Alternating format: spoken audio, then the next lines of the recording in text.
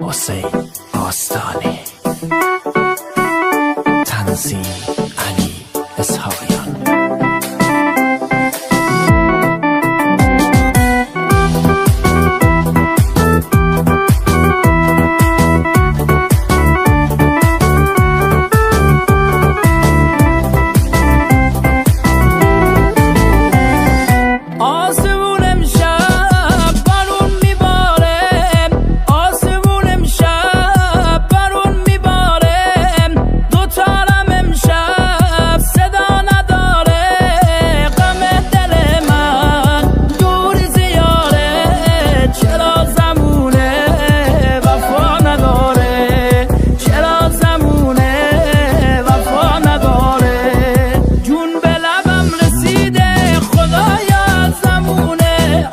چرا تو دنیا باید تنها بمونه؟ عاشق چرا تو دنیا باید تنها بمونه؟ جون به لبم رسیده خدایا زمونه. عاشق چرا تو دنیا باید تنها بمونه؟ عاشق چرا تو دنیا باید تنها بمونه؟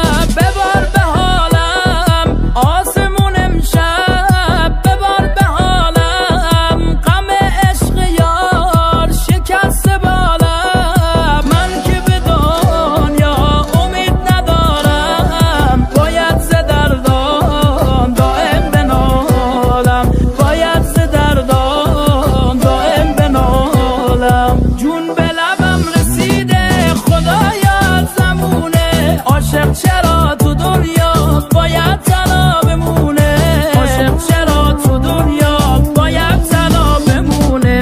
جون به لبم رسیده خدایا زمونه. عاشق چرا تو دنیا باید تنها بمونه؟ عاشق چرا تو دنیا باید تنها بمونه؟